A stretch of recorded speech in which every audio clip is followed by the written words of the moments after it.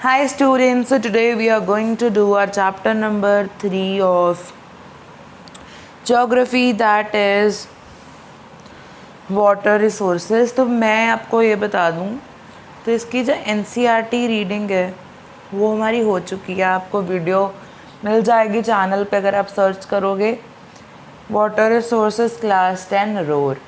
Then if you talk about आज हम क्या करने वाले हैं, तो एक बात हम क्या करने वाले हैं उससे पहले हमें समझनी है। तो अगर आपने बोर्ड एग्जामिनेशन में अच्छे मार्क्स लाने तो आपके ये 3 चीज़ें चाहिए। सैम्पल पेपर, 3 चीज़ें चाहिए। कौन कौन सी? पहला तो है आपका एनसीईआरटी होनी चाहिए। एनसीईआरटी रीडिंग वाटर रिसोर्स की होगी। पीवाईक्यू कर लेते हैं। जब हमारे सारे चैप्टर हो गए तो हम सैम्पल पेपर कर लेंगे। तो अब हम आ गए हैं इस चैप्टर की सेकंड स्टेज पे, दैट इज़ पीवाईक्यू स्टेज। तो ये जो चीज़ है ये this is already done. If you have not checked out that video, जाकर देखो।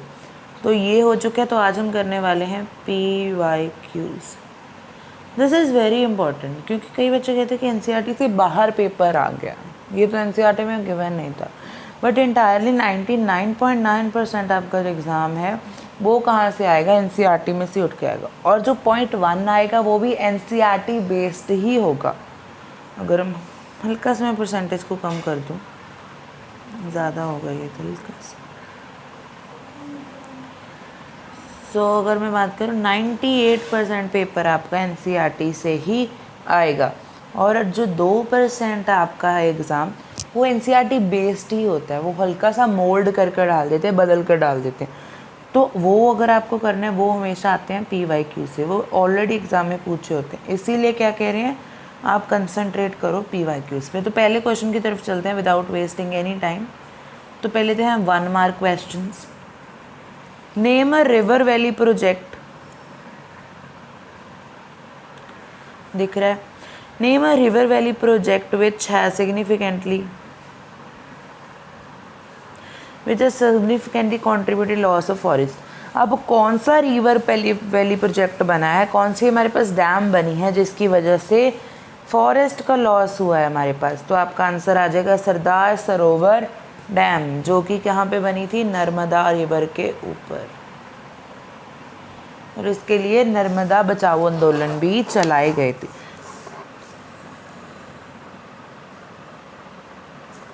देखो, तो इन्होंने जो पहला रीज़न बताया था वो लॉस्ट ऑफ फॉरेस्ट बताया था, और दूसरा रीज़न क्या बताया था ये आप कमेंट में बताओगे। लिखो जल्दी से, कमेंट में लिख लिया। अब इसने आपका बताया था कि जो आपके लोग हैं वो उनको क्या होना पड़े, रिक्रूट होना पड़े, तो उनको उनके ऊपर आपको ध्यान देना पड़ेगा। अब इंडिया में what is the major source of fresh water? अब जो फ्रेश वाटर है जो कि 1% ही है, वो आपको कहाँ से मिलता है? तो आंसर है ground water. How much % of the total volume of world's water is estimated exist है fresh water?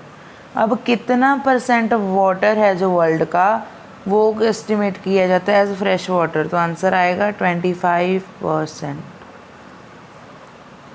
What % of total volume of world's water is estimated exist as ocean? Ocean में कितना है? 96.5%। What are the causes of water scarcity? Water scarcity के causes क्या हैं? क्यों हो रही है पानी की कमी भैया? Rapid growth of population, first point. Second point, uneven distribution of water resources and increase in demand of water. इसमें आप ब्रैकेट में लिखो, ब्रैकेट में लिख सकते हो urbanisation, urbanisation and industrialisation. Clear?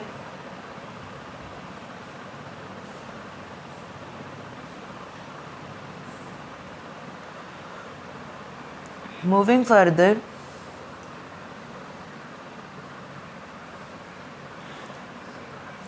Which is the largest artificial lake? Artificial lake कौन सी है लार्जेस्ट, जो कि हमारी 11th सेंचुरी में बनी थी? भोपाल लेक।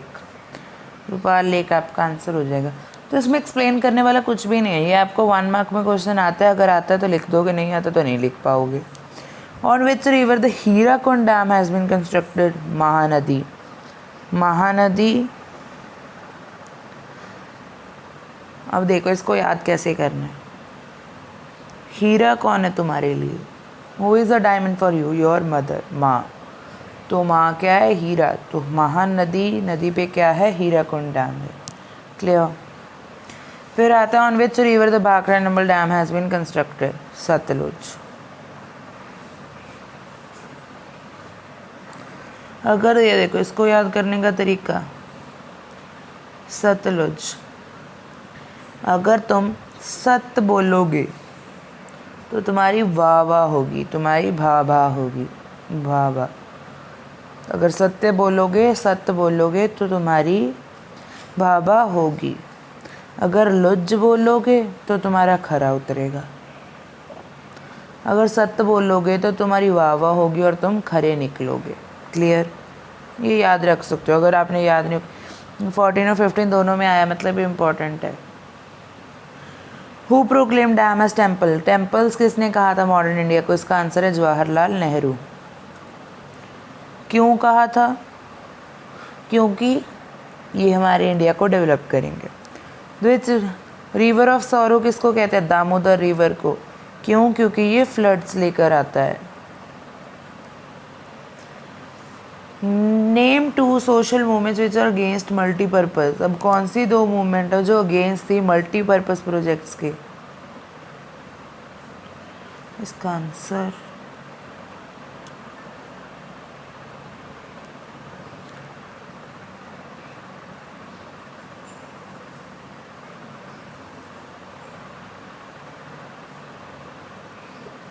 तो इसका आंसर एक तो आप लिख लो नर्मदा बचाओ आंदोलन।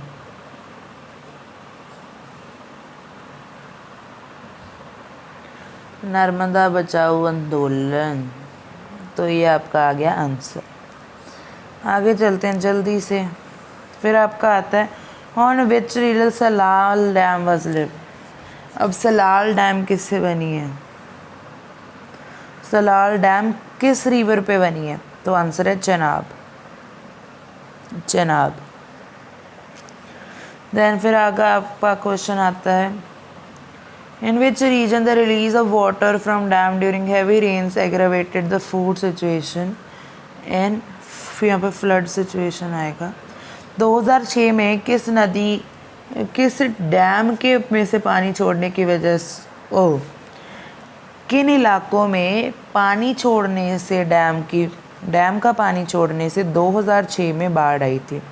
तो आंसर है Maharashtra and Gujarat. Maharashtra and Gujarat. Which water is recharge by rooftop. कौन सा वाटर आप रिचार्ज कर सकते हो रूफटॉप रेन वाटर से? तो आपका आंसर आएगा ग्राउंड वाटर। कई बच्चे इसमें क्या लिखाते हैं? आपका आंसर मुझे लगता है रेन वाटर लिखाते हैं, तो वो गलत है क्योंकि रेन वाटर तो आपने दे ही दिया। रेन वाटर किसको रिचार्ज करता है? वो होता है ग्राउंड वाटर को। एनसीईआरटी में गिवन है, अगर आप करोगे तो पता होगा। In which region people build guls and kuls. Guls and kuls कहाँ पे बनाए थे उन्होंने? वेस्टर्न हिमालयाज़ में। वेस्टर्न हिमालयाज में हमारे गोल्स बनते हैं, कोल्स बनते हैं, जो कि इरिगेशन के लिए यूज़ किए जाते हैं। Mention one state where canal irrigation has developed. Canal irrigation कहाँ पे थी? आंसर है नागालैंड में।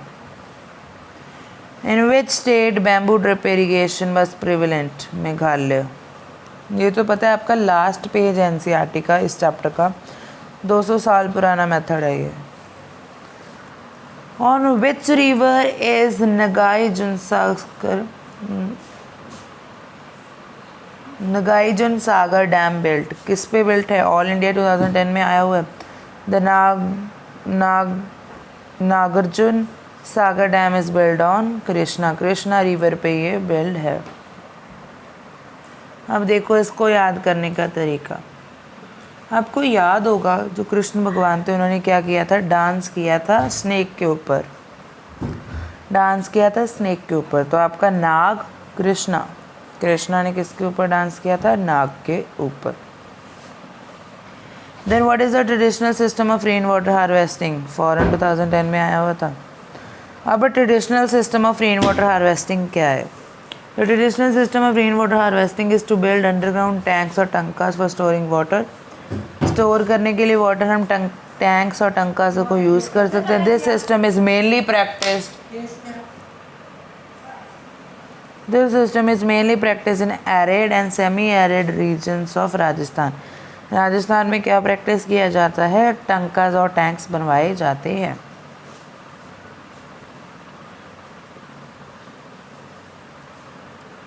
ये कितना क्वेश्चन है? 21st question. ये रब नहीं हो रहा, पता नहीं कहाँ से आया है ये ब्लू वाला. एक क्वेश्चन कोई बात नहीं. हम इसका आंसर सरदार सरोवर सैम. अगर आप, मुझे लगता है इसमें आपको कहोगे कि एग्जांपल दो डैम की, विद कौन सी रिवर पे वो बिल्ट है.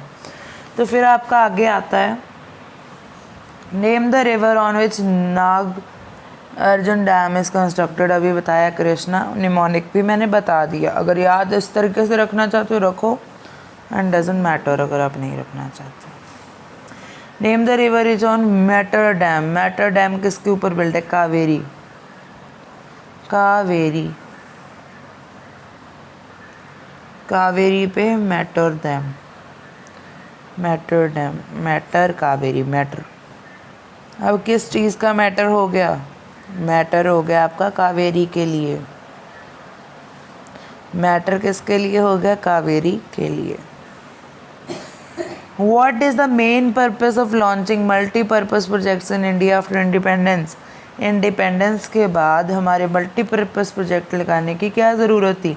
The main purpose of launching multi-purpose projects after independence was that they would integrate development of agriculture with rapid industrialization.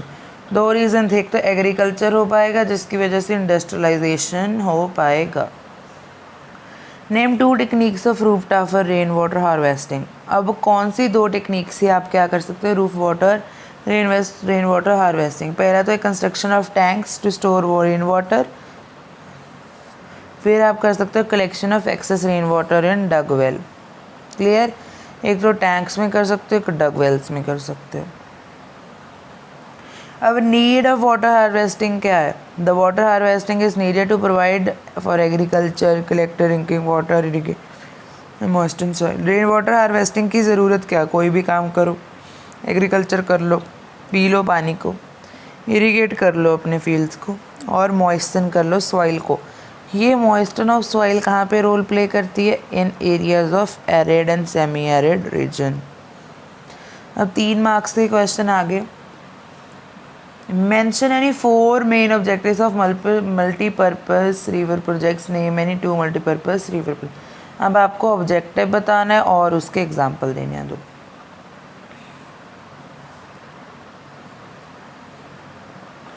A project where many uses of important water and integrated with one and another is known as multi-purpose project.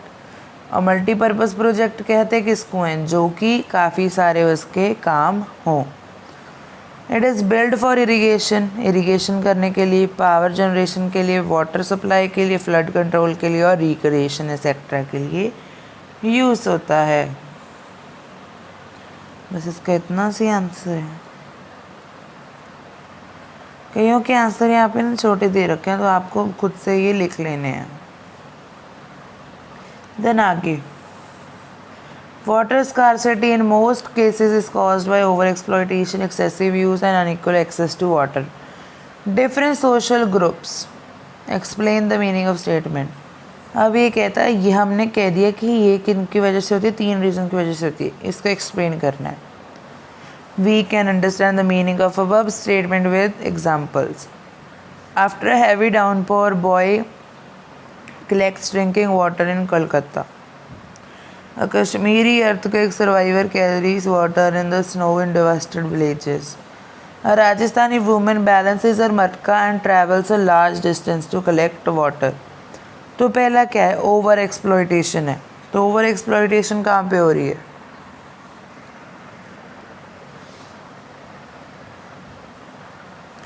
Over exploitation urban area में हो रही है. फिर क्या excessive use किसका हो रहा है? एक्सेसिव यूज़ कहाँ पे कर रहे हो? Urban areas. अनइक्वल एक्सेस, देखो बच्चे के पास इतना ज़्यादा बारिश हो चुकी है पर यहाँ पे उन्होंने क्या है उसका कोई यूज़ नहीं बनाया, इसीलिए उसको वाटर कलेक्ट करना पड़ रहा है। तो ये तीनों एग्जाम्पल आपकी एनसीईआरटी बुकलेट में है। अब आपका आते हैं आगे ये वाले क्वेश्चन।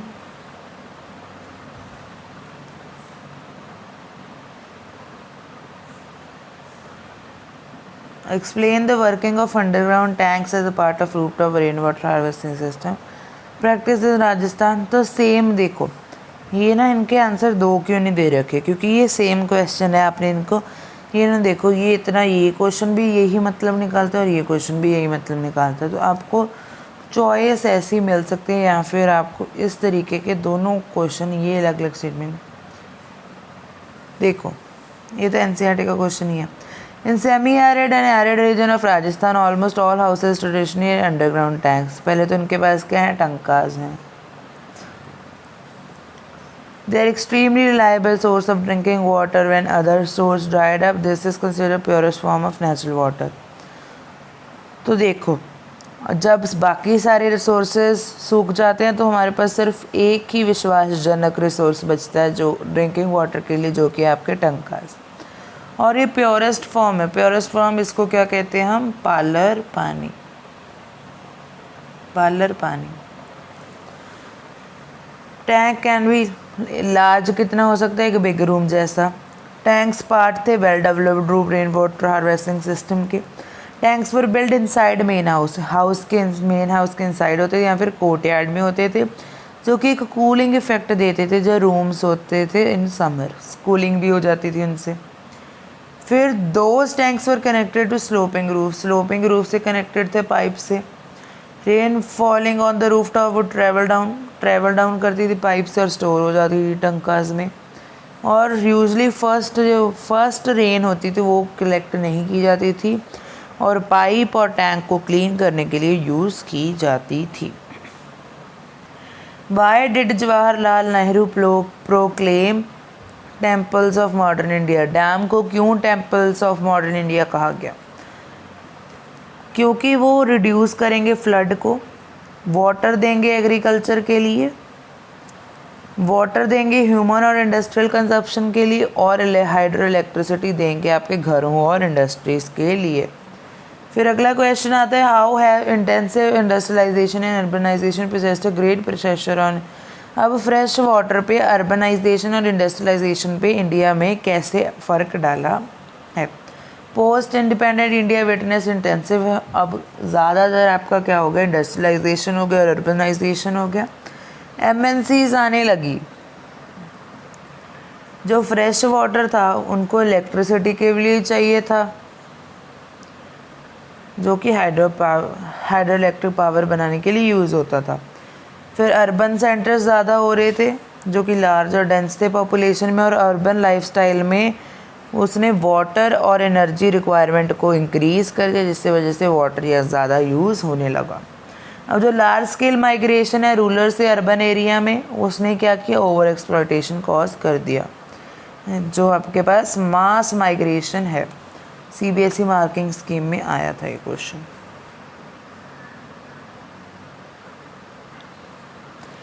डिस्क्राइब एनी थ्री, कोई थ्री ट्रेडिशनल मेथड्स बताओ रेन वाटर हार्वेस्टिंग के।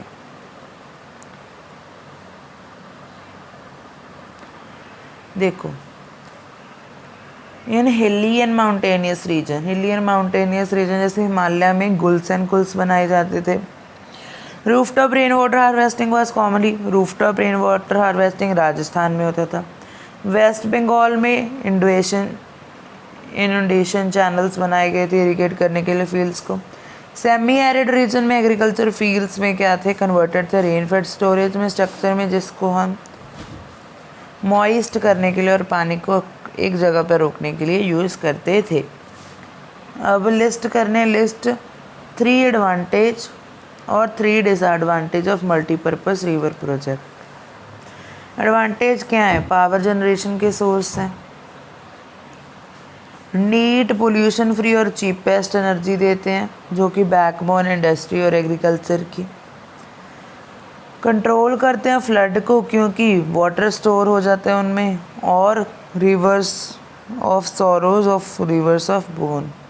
ये किसके लिए यूज़ किया गया, ये जल्दी से बता देना मुझे। These projects are main source of irrigation, irrigation करने के लिए और सॉइल को कंजर्व करने के लिए यूज़ होते हैं। अब देखो डिसएडवांटेज क्या है, कोई भी नो एडुकेट फ्लड्स नहीं आ रहे, उसकी वजह से क्या हुआ, न्यूट्रिएंट रिच जो हमारे पास सिल्ट है वो डाउनस्ट्रीम रीजन्स में जा ही नहीं रही।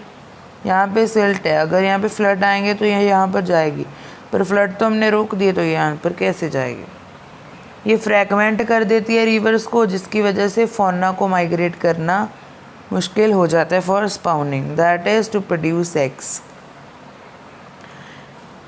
इट रिजल्टेड इन डिस्प्लेसमेंट होती है, वहाँ पे जो लोग रह रहे हैं, लोकल कम्युनिटीज़, जो लोकल पीपल हैं उनको अपनी लैंड देनी पड़ती है और अपना लाइवलीहुड छोड़ना पड़ता है, और उनको कोई मीगर एक्सेस हो जाता है और for greater need of nation. अब बैम्बू ड्रिप इरिगेशन क्या और उसके 2 फीचर्स बता दो, CBSE 2012 में पूछा गया। बैम्बू ड्रिप इरिगेशन 2000 साल पुराना है, टैपिंग स्ट्रीम का सिस्टम है, spring water by bamboo pipe and transporting water from higher to lower regions of through gravity. Features 18 to 20 liters of water and such bamboo pipe system get transported hundreds of meters and finally reduces to 20 to 80 drops per minute at the side of plant. The flow of water in the pipes is controlled by manipulating water pipe positions. Highlight any 3 hydraulic structures as a part of water management programs initiated by Asia and India.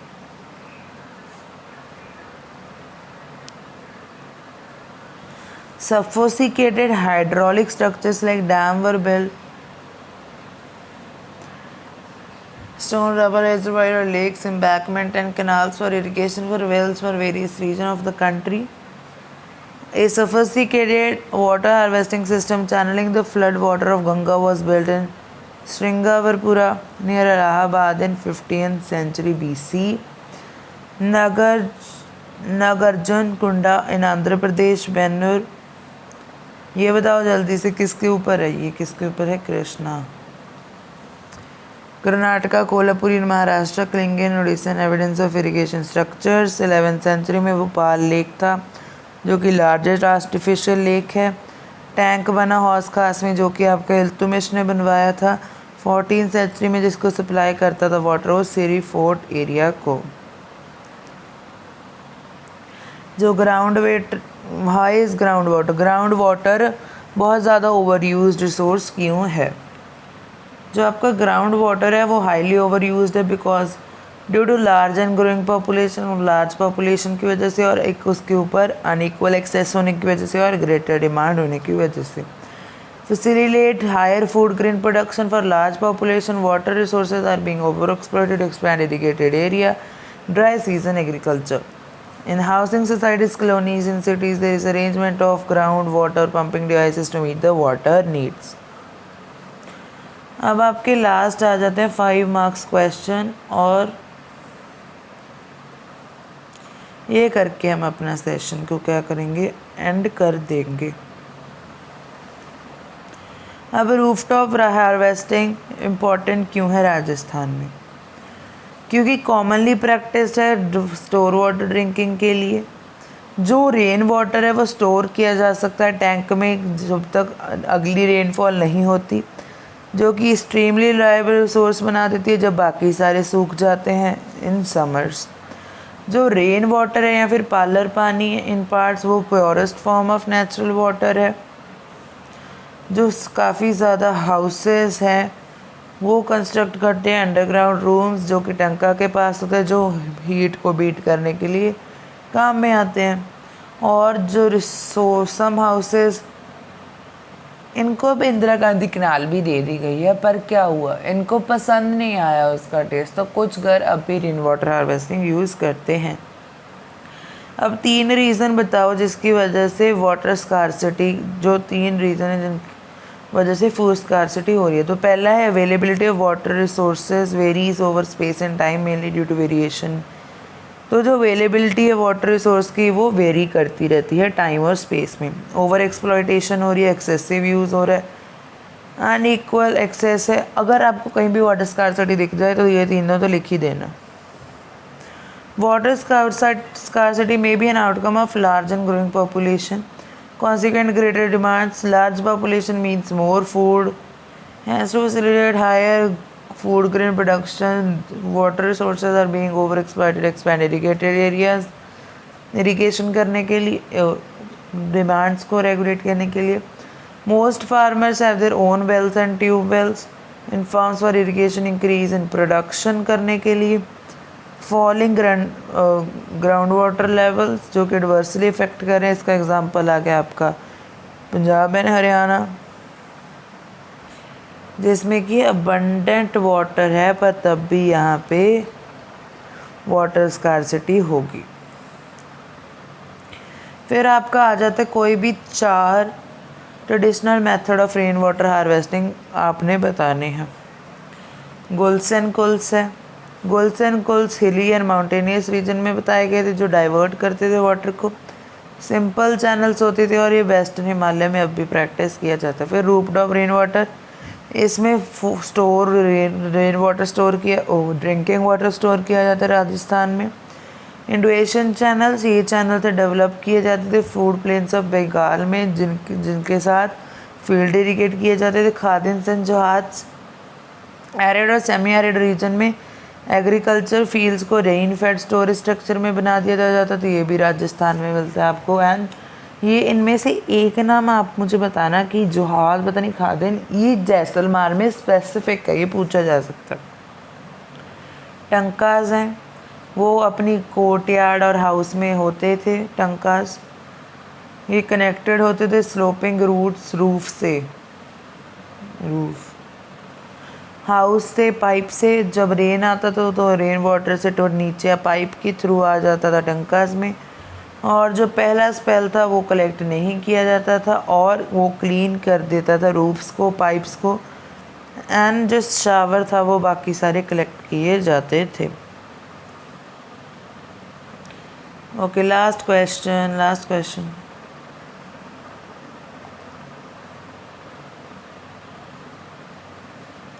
Why are different water harvesting systems considered viable alternately both socio-economic and environmentally country like India? अब India जैसी country में different water harvesting system को viable alternative क्यों consider किया जाता है? Keeping in the view and disadvantage of rising resistance against multipurpose project, water harvesting system is considered as viable alternative. क्योंकि बाकी सारे आप जो भी मल्टीपर्पज़ प्रोजेक्ट लगा रहे हो उनकी वजह से क्या हो रहे हैं, डिस्प्यूट हो रहे हैं। इसकी वजह से रेन वाटर हार्वेस्टिंग ही बढ़िया रहेगा। एशियन इंडिया में भी सफोसिकेटेड हाइड्रोलिक स्ट्रक्चर थे। पीपल ने अडॉप्ट करी थी different tricks and different area, जैसे हिल एरियाज में गुल्स एंड गुल्स बनाए गए थे। रूफटॉप रेन वाटर हार्वेस्टिंग थी, कॉमनली प्रैक्टिस होती है राजस्थान में, स्टोर करती है रेन वाटर हार्वेस्टिंग। और last, flood plains of Bengal में पीपल ने इंडुएशन चैनल्स बना दिए थे जो इरिगेट्स करते थे उनके फील्ड्स। खादिन्स और जहाज और टंकाज राजस्थान में प्रैक्टिस होते थे। इसके साथ हमने कर लिए 40 question. We have done 40 PYQs of 1 chapter. इसमें आपके 1 मार्क भी थे, 2 मार्क भी थे, 3 मार्क भी थे और 5 मार्क भी इंक्लूडेड थे। तो इसके साथ आपके PYQ वाटर रिसोर्स के होते हैं कंप्लीट।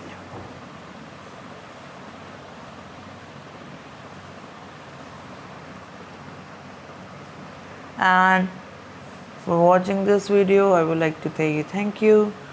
होप आपकी क्वेश्चन प्रैक्टिस हो जाएगी, क्योंकि अगर आपने एनसीईआरटी भी कितने बार भी पढ़ ली तब भी आपके क्या रह जाता है, आपको क्वेश्चन किस टाइप के हैं वो भी समझना पड़ेगा। तो आपको PYQs ज़्यादा से ज़्यादा करने हैं और वो आपको यही चैनल पे मिलेंगे। तो इसके लिए चैनल को कर देना सब्सक्राइब। लास्ट में thank you for watching, hope you understand.